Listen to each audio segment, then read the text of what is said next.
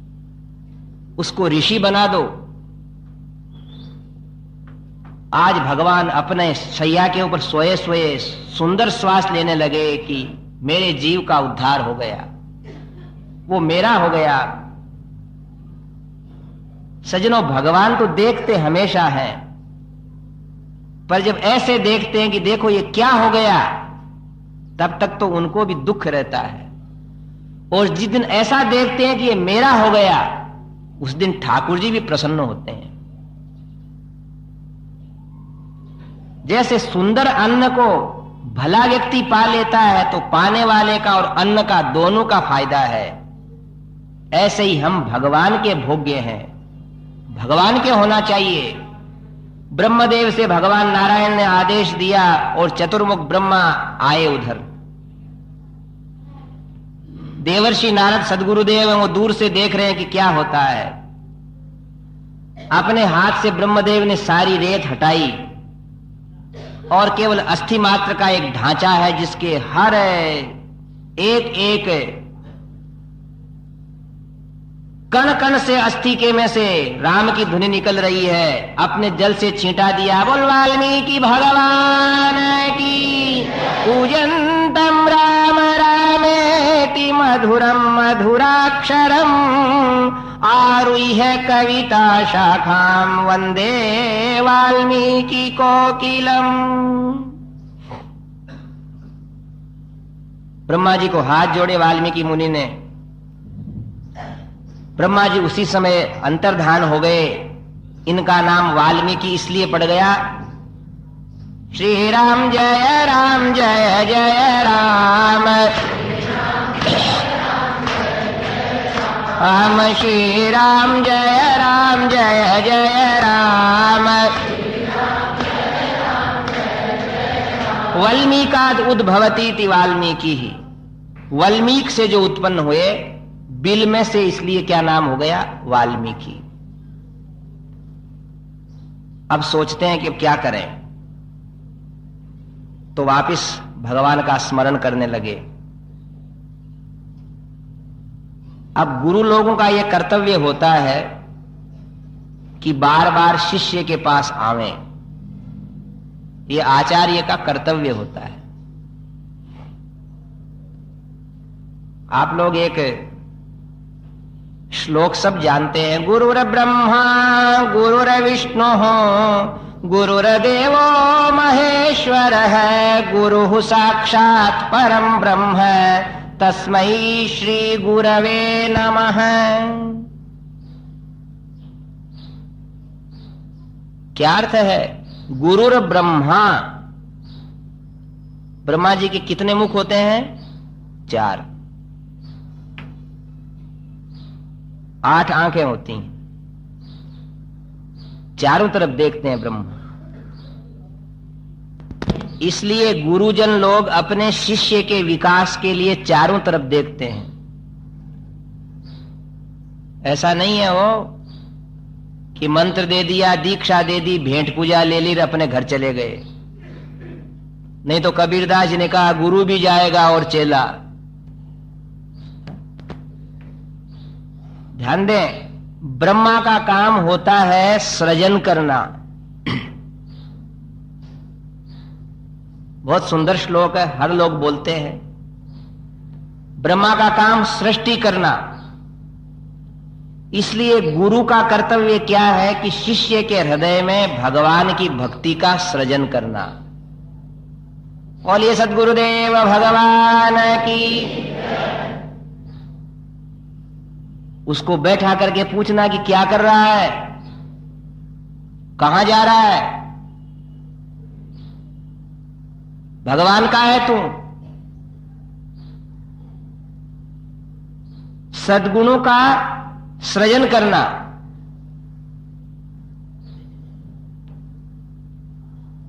बीज डालना अच्छे लक्षणों के। किसान जैसे खेत के अंदर हल चला करके परिश्रम करके बीज डालता है, ऐसे गुरुजनों को परिश्रम करना पड़ता है। कोई सोचे कि मेरे घर बैठे आकर के चेले हो जाएंगे, तो नारद जी वाल्मीकि के पास जाते ही नहीं। इसलिए महात्माओं से कहा है कि तुम्हारा कोई एक ठोर ठिया नहीं है, तुम तो घूमते रहो, लोगों के पास जाकर के उपदेश दो। हाथ में घोटा बगल में कुंडी, चारों धाम जागीरी मैं, मन लाग्यो मेरो राम फकीरी मैं। चलो फिर आपको मालूम है कि किसान खेत के अंदर बीज डाल देता है, वो फसल भी बढ़ती है और उसके साथ साथ घास भी बढ़ता है। बताओ घास के बीज किसने डाले? जमीन में क्या किसान ने घास के बीज डाले? वो जमीन में पहले से ही है, वो भी बढ़ रहे हैं, फसल भी बढ़ रही है, गुण भी बढ़ रहे हैं और अवगुण भी बढ़ रहे हैं। इसलिए वो किसान कस्सी लेकर के उस घास को काटता है। भगवान रुद्र का काम होता है संहार करने का। इसलिए आचार्य उपदेश दे करके पाप पुण्य लोगों का भय बता करके अपने शिष्यों को बुरे मार्ग से हटाता है। इसलिए वो रुद्र है, इसलिए वो महेश है। सच्चे गुण देता है, बुरे गुणों को हटाता है। और 1 महीने 2 महीने के बाद आपको मालूम है, अगर फसल में पानी नहीं डालो तो फसल जल जाती है, पनपती नहीं है। वो बहुत सुंदर वृष्टि हुई, खेत को साफ किया, बीज डाल दिए, फसल लहलहाने लगी, निराई भी कर दी, किंतु अगर फिर वर्षा नहीं होए, पानी नहीं डालो तो फसल पैदा नहीं होती है।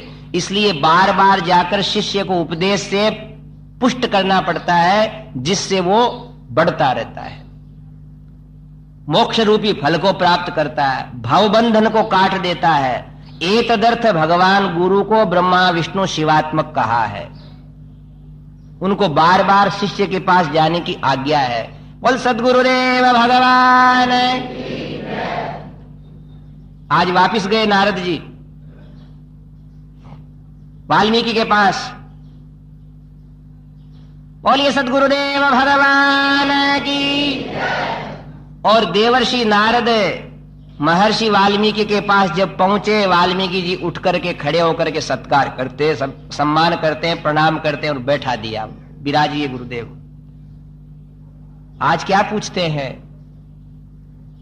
तपस्वाध्याय निरतम तपस्वी वाग्विदाम वरम नारदम परिपप्रच्छ वाल्मीकिर्मुनि पुंगवम। ओम तपस्वाध्याय निरतम। यह श्रीमद् वाल्मीकि रामायण का प्रथम श्लोक है। गुरु शिष्य दोनों बैठे हैं। अब दोनों की विशेषताएं हैं। पतित पावन भगवान राम के स्मरण से पवित्र हो गए, किंतु अब विशेषताएं अलग अलग हैं। एक गुरुजी हैं, एक शिष्य हैं। गुरुजी को पूछा, नारद जी को पूछा, सीताराम जय सीताराम, हम सीताराम जय सीताराम, हम सीताराम जय सीताराम, हम सीताराम जय सीताराम। तो नारद जी कैसे हैं? नारम ज्ञानम ददातीति नारद है। नारद का अभिप्राय क्या है? जो ज्ञान देवे। तो प्रथम बात तो ऐसा है कि गुरु महाराज ऐसे होना चाहिए जो ज्ञान की बात बतावें, निरर्थक और बात नहीं बतावें। और बात तो आदमी यूं ही सीख जाता है। भगवान की बात बतावें। भजनों में और क्या गाते हो? गुरु थारे पैया लागू ज्ञान बताए दीजो वो। इसलिए ही तो देखो, ऐसे गुरु की शरण में जाना जो यथार्थ बात बता करके हमें शांति देवे। नारद का अर्थ यह है ज्ञान प्रदान करने वाले। दूसरी बात क्या है? तपः स्वाध्याय निरतम, बड़ा विशेषण है। इस वाल्मीकि रामायण का प्रथम श्लोक में ही तप शब्द आया है कि बिना तप के राम मिलते नहीं। राम का स्वयं का जीवन ही तपमय है, तपोमय है। आचार्य गुरु ऐसा जो स्वयं तप और स्वाध्याय के अंदर लगा रहे। नहीं तो अपने यहां कहा है, आप गुरुजी कांदा खाए लोगा न परहेज बताए, कुछ मिलता नहीं सार। कहना ही नहीं चाहिए। जिनका स्वयं का चित्त चंचल है, यथार्थ नहीं है बुद्धि, उनको उपदेश देने का अधिकार ही नहीं है।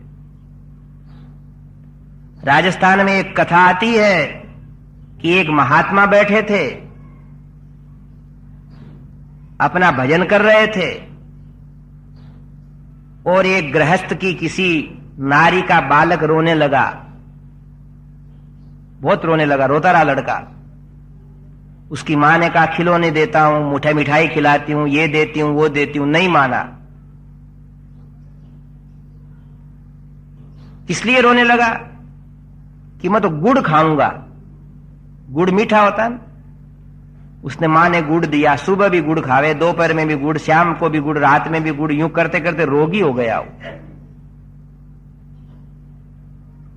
ऐसा जमीन पे पड़ा रहता, बिल्कुल दुबला पतला हो गया। मां को बड़ा दुख हुआ, क्या करें, पर माने नहीं। तो एक दिन वो एक महात्मा जी के पास ले गई। बोले महात्मा जी, क्या भाई, मेरे लड़के को डरा दो तुम। महात्माओं से लड़के डर जाते हैं, वो उनकी दाढ़ी बड़ी रहती है, चिपटा रहता है, आंखें लाल लाल रहती हैं। बोले कैसे डराऊं?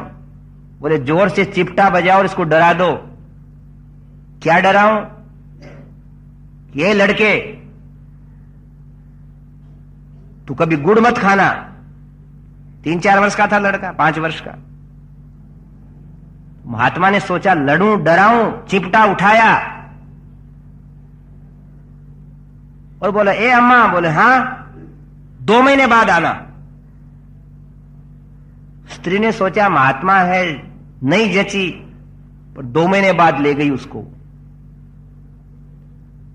ले गई और महात्मा ने उस बच्चे को देखते से ही आंखों के अंदर रोशनी लाया और चिपटा उठाया और बम बम बम किया ऐसे जोर से। ए लड़के, नारायण! छोरा बेचारा गिग्गी बंद गई लड़के की। गुड़ खाएगा तो चिपटे से मारूंगा। और यूं जोर से उसको एक तमाचा बताया। छोरा डर गया, मां से बोला मां ले चल, कभी नहीं मांगूंगा तेरे से। घर गया, बोले मां गुड़ दे। बोले महात्मा के पास ले चलूं क्या? बोले नहीं नहीं नहीं चाहिए। अब 10-5 दिन के बाद वो स्त्री महाराज के पास गई और कहती है महाराज पहले दिन क्यों नहीं डांट दिया? अरे बोले भाई तू पहली बार आई जब तो मैं खुद ही गुड़ खाता था, है क्या डांट दूं? और अगर डांट देता तो मानता थोड़ा तेरा लड़का। इसलिए देखो ये गुरुजनों की बात है सबसे पहले कि जो स्वयं तप, स्वाध्याय, पूजा, सत्य, दया इत्यादि धर्म में निरत है उसी को पूछना, नहीं तो फल नहीं निकलता है, बात जचती नहीं है, हमारा हृदय स्वीकार नहीं करता है। खाली कहते रहो। भगवान शंकराचार्य ने कहा है वाग वैखरी शब्द झरी भुक्तये न तु मुक्तये। खाली उतने देर का मनोरंजन हो जाता है, बाकी ज्यादा आनंद नहीं आता है। तो देखो दोनों गुरु शिष्य बैठे हैं, एक तरफ वाल्मीकि बैठे हैं, एक तरफ नारद जी बैठे हैं। दोनों कैसे हैं? तपस्वाध्याय निरतम। नारद जी का हर क्षण भगवान की स्वध्वनि को निकालता है। एक पल भी उनका भगवान से विरह से रहित नहीं, विरह नहीं होता एक क्षण भी उनका। ऐसे है नारद। और नित्य भगवान उनको वीणा ही इसलिए मिली है कि हमेशा कीर्तन करते रहें। पूछने वाले कैसे हैं? तपस्वी, देवर्षि नारद को पूछने वाले वाल्मीकि भी तपस्वी हैं, जो भी अनेकों अनेकों वर्षों तक भजन करके परम पवित्र हो गए हैं, जिनके कर्म सारे मिट चुके हैं। ऐसे पूछने वाला भी भला और बताने वाला भी भला। ये गुरु और शिष्य की ज्ञान रूपी गंगा बहने के लिए पात्रता है। दोनों तरफ अच्छे। नहीं तो मालूम है, वो एक चौधरी था, कथा सुनता श्रीमद् भागवत हमेशा, वर्ष में एक बार। अब की बार कुछ काम आ गया, पंडित जी को शुरू तो करवा दिया। बोले पंडित जी, हाँ मेरे को कहीं बाहर गांव जाना है, कथा भी सुनना है। तो पंडित जी ने कहा कि ऐसा कर, तू गांव चला जा और तेरे बेटे को सुना देंगे। क्यों जी? आत्मा वही जायते पुत्र है। पुत्र है ना, वो पिता की आत्मा ही है। व्यवहार में देखते हैं ना, किसी का पिता बाहर गया हुआ तो उसके 5 वर्ष के लड़के को चौकी पे बैठा के तिलक लगा देते हैं। तो चौधरी उदास हो गया, नहीं नहीं मेरे लड़के को नहीं सुनने दूंगा। क्यों नहीं सुनने देगा? बोले वो आपकी बात मान ले जब। बोले तू नहीं मानता क्या? बोले मैं खाली सुनता हूं, मानता कुछ नहीं है। तुम तुम्हारे, हम हमारे। मैं तो महाराज, बोले यहां आपकी कथा सुन करके उठता हूं तो कपड़े वपड़े ठीक करता हूं तो कह देता हूं तुम्हारा ज्ञान पंडित जी तुम्हारे, और मैं चला हमारे। सुनता नहीं मैं आपकी, मानता नहीं, तो फिर आनंद नहीं आता। यहां तो नारद जी जैसे तो कहने वाले और वाल्मीकि जैसे अब सुनने वाले तपस्वी। तप है एव स्वम यस्य स है, तप ही जिनका धन है। 4 बजे उठ रहे हैं, चुपचाप स्नान करके भजन कर रहे हैं, श्वास श्वास में हरि नाम ले रहे हैं। राममय जिनका जीवन हो गया है, जिनके वृक्षों के पत्ते भी राम राम रटते हैं, जड़ चेतन में से राम की ध्वनि निकल रही है। वाग्विदाम वरम। अब नारद जी के लिए एक विशेष बात आती है कि कहने वालों में श्रेष्ठ हैं वो। देखो ज्ञान रहता बहुत लोगों के पास है, पर बता नहीं सकते, प्रकट नहीं कर सकते, प्रस्तुत नहीं कर सकते, उपन्यास नहीं कर सकते उसका। शब्द के अंदर अत्यंत गूढ़ रहस्य को जो प्रस्तुत कर दें, वो गुरु काम देता है। नहीं, जिसकी बात ही नहीं समझ में आवे, उसने क्या कहा, भक्त के पल्ले ही नहीं पड़े, फिर क्या फायदा।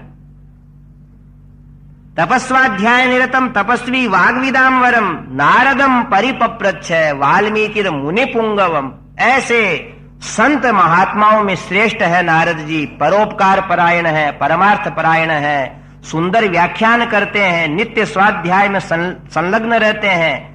ऐसे नारद जी से आज वाल्मीकि जी ने दूसरी बार पूछा। जब आए ना अपने आश्रम पर, तब पूछा। कोई ज्ञान चर्चा का पूछना चाहिए। महात्मा साधु आ जावे तो देखो सज्जनों, एक बात बतावें, आप हम आजकल गलत पूछते हैं। गत वर्ष जनवरी की बात है, हम बंगाल में मालदा स्टेशन के ऊपर खड़े थे, जो पास में सत्संग हो रहा था रात में। हम खड़े खड़े सुनने लगे, हमको रेल में आना था कलकत्ता। तो एक सन्यासी बोल रहे थे कि अथाथो धर्म जिज्ञासा, कि हमको किसी महात्मा के पास यही पूछना चाहिए कि धर्म क्या है। अथातो ब्रह्म जिज्ञासा, भगवान क्या है, यही पूछना चाहिए। पर जमाना उल्टा आ गया। फलाने महात्मा के पास क्यों जा रहे हो? बोले उनके आशीर्वाद से घर में गाड़ी घोड़े दौड़ने लग जाएंगे। श्रीमन नारायण भगवान। तो भैया आप क्या करें हैं? अरे उस देश के हो। मीरा बैठी थी अपनी मां के पास,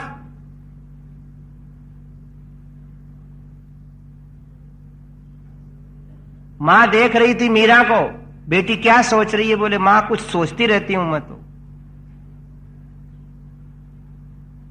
सयानी हो रही है।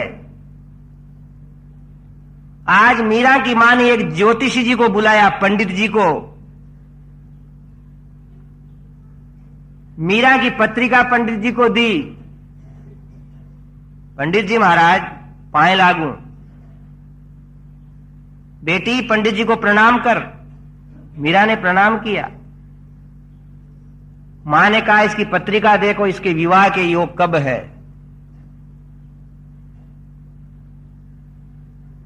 पत्रिका देख करके पंडित जी सोचने लगे। मीरा पास आकर के कहती है कि पंडित जी मैं पूछूं वो भी बताओगे क्या?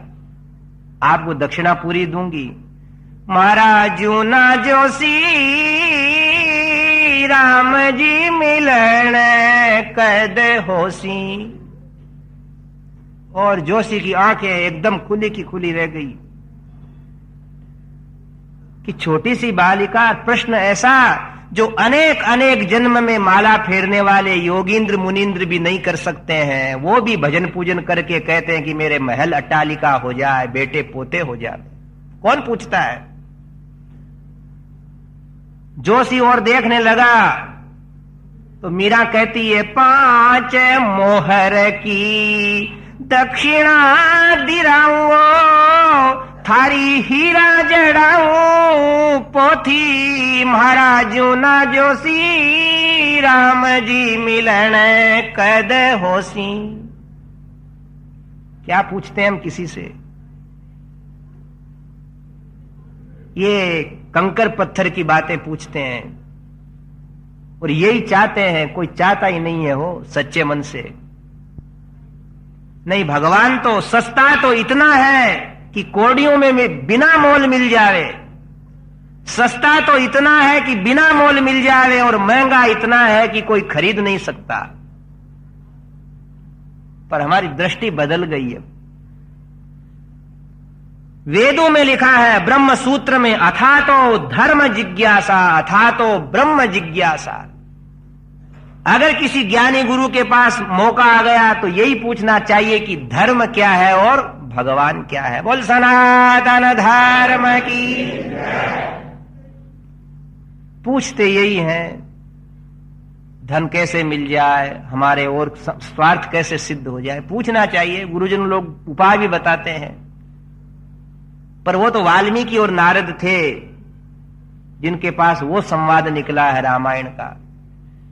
आखिर हाल ये हुआ कि जोशी जी ने मीरा को कुछ नहीं बताया, अपनी पोथी समेटी और प्रस्थान करने लगे। मीरा की मां ने पूछा, जोशी जी क्या हुआ? बोले, इस बालिका के दर्शन करने से मेरा जन्म सफल हो गया। पहले तो मैं भगवान से मिलने की चेष्टा करूंगा, बस बहुत पोथी पानड़े देख लिए, बंद कर दिए आज। बोले, आप लोग भी उस मीरा के देश के हो भाई। कथा वार्ता के अंदर एक अनुपम आनंद मिलता है परमात्मा का। जीवन धन परमात्मा से प्यार करने की बातें मिलती हैं, और रोटी रोजगार तो अपने भाग्य से मिलता ही रहेगा। राम थारी नगरी में काई घाटो, कर्मा अनुसार मिल रे आटो। मिलता रहेगा। उसके लिए ज्यादा सिर पचाई इसी के लिए दिन भर पूरा नहीं करना। ओम तपस्वाध्याय निरतम तपस्वी वाग्विदाम वरम नारदम परिपप्रच्छ वाल्मीकिर मुनि पुंगवम। अभिवादन प्रणाम करके पूछा, तो देखो पूछने से होता है।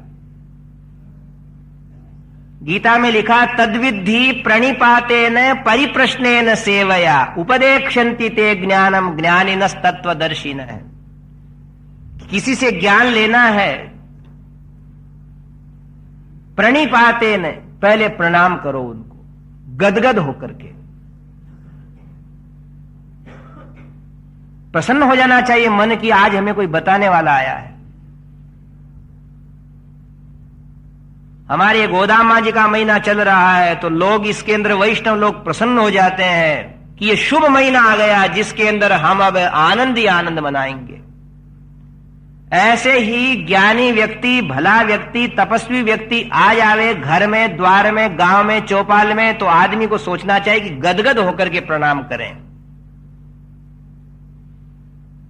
गीता में लिखा है कि किसी से कैसे पूछो। कोई कह दे कोई महात्मा साधु से कि ये हमारे यहाँ के करोड़पति अरबपति हैं, तो महात्मा क्या बताने वाला है उसको? वो कहेगा ये जल्दी जाए तो अच्छा, सेव फल दे के कहते रवाना करो। कोई उपाय नहीं है ज्ञान प्राप्त करने का। प्रणिपातेन, सबसे पहले द्रवी भाव होकर के प्रणाम करो।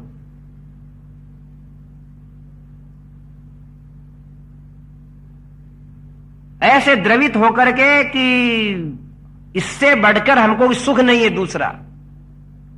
बैठ जाओ, परिप्रश्नेन, फिर कुछ पूछो। महाराज और योगक्षेम तो चल ही रहा है, भगवान की कृपा से कुछ आनंद आने लग जाए, ऐसा उपाय बताओ। फिर भी नहीं बतावे, सेवया, तो वहां के आश्रम की झाड़ू निकालना शुरू कर दो, वहां कुछ कार्य करो, तब कुछ बात आएगी। और न प्रणाम है, न सेवा है, न कुछ प्रश्न है अच्छे, तब फिर ज्ञान कैसे मिलेगा? अपने अपने जीवन में देखो, कितने एक जगह तो जाते हैं, कितने एक महात्मा अपने यहां आते हैं, और आने के बाद कितना सत्कार करते हैं, और हम कितने एक सेवा करते हैं वहां। पूछना चाहिए। ऐसा कहते हैं बिना पूछे ज्ञान बताने का महात्माओं को भी आज्ञा नहीं है। वो आ जाएंगे आपके घर पर, पूछना आपका कर्तव्य है। नारदम परिपप्रच्छ वाल्मीकि रे मुनि पुंगवम। मुनि श्रेष्ठ नारद जी से पूछा। क्या पूछा? धर्म के बारे में पूछा। अथा तो धर्म जिज्ञासा। श्री राम जय जय राम, हम श्री राम जय जय राम। और ये सद्गुरुदेव भगवान की। कौन वस्मिन् साम्प्रतं लोके गुणवान कश्च वीर्यवान धर्मज्ञश्च कृतज्ञश्च सत्यवाक्यो दृढ़व्रतः। अब सज्जनों, भगवान राम के चरित्र की बातें प्रारंभ हो रही हैं। कई लोग कहते हैं कि वाल्मीकि जी पहले हुए, भगवान राम बाद में हुए। सो ऐसी बात नहीं है। महर्षि वाल्मीकि श्री राम के समकालीन हैं। नारद जी से क्या पूछते हैं कि इस संसार में कौन वस्मिन् साम्प्रतं लोके गुणवान,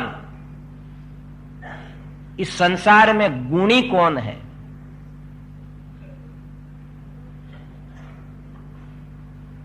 तो देखिए, धर्म है ना, वो सब गुणात्मक है। धर्म के देखो दो रूप है। एक दर्शनात्मक, जैसे तिलक लगाना, शिखा रखना, माला जपना, मंदिर में जाकर के जय जयकार करना, ये दिख रही है चीजें, पर गुण अंदर है धर्म के। दया होना, क्षमा होना, सहनशील होना, मधुरवाणी वाला होना। जैसे नारी के बिछुड़ी पहनना, मंगलसूत्र पहनना, मांग भरना, ये बाह्य दर्शनात्मक लक्षण है पातिव्रत्य धर्म के। बाकी निर्मल पति से प्रेम करने वाले गुण तो अंदर है। तो क्या पूछा वाल्मीकि जी ने कि संसार में इस समय बड़ा गुणवान व्यक्ति कौन है, कौन धर्म को जानता है? गुण ही गुण पूछे।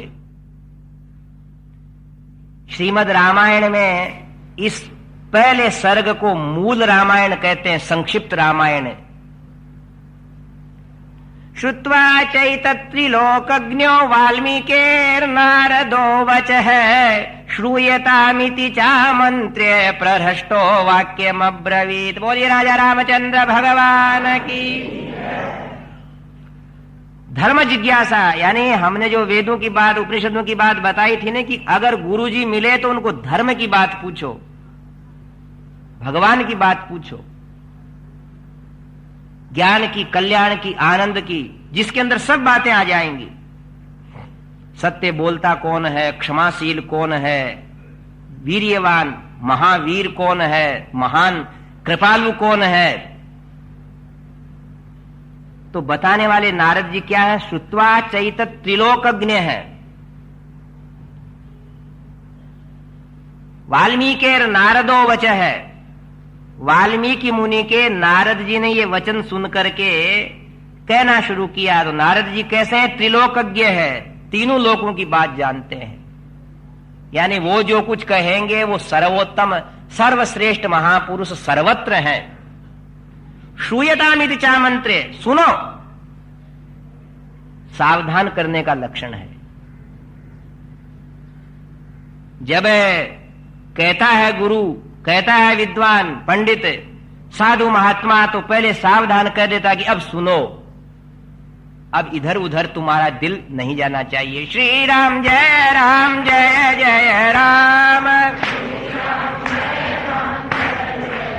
राम श्री राम जय जय राम,